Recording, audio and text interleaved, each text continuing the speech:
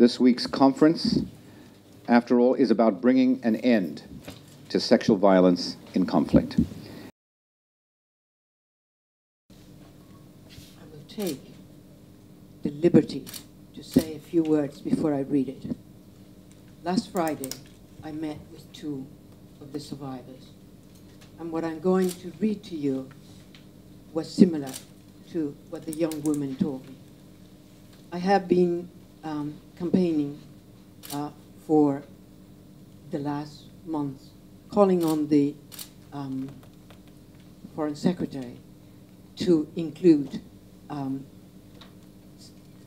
sexual violence in conflict, but to include the case of the Sri Lanka victims of sexual violence, which is not featured in the summit, as well as urging him not to deport the survivors back to Sri Lanka, where they will be subject to torture as well as subject to sexual violence and maybe death.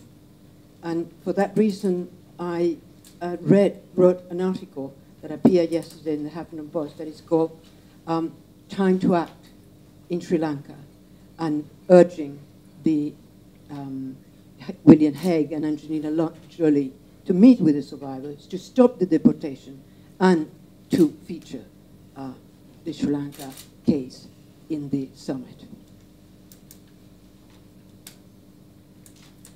During my 3 weeks in detention, I was subjected to 7 gang rape sessions. I was naked almost all the time. 2 or 3 different men came into my room each time.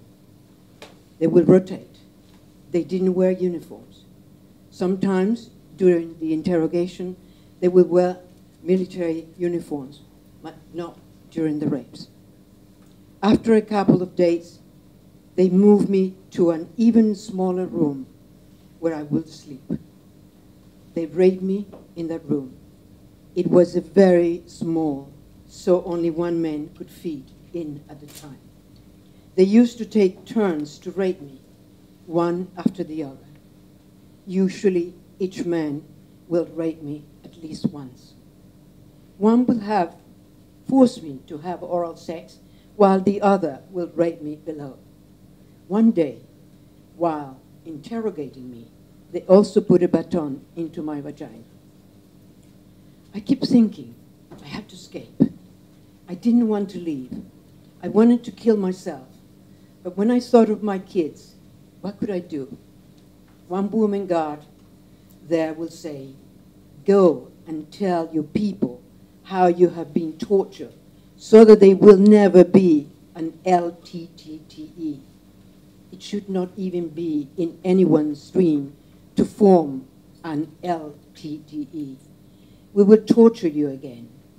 When I was released, this guard told me that if I told any foreigners about what happened, she will abduct my children.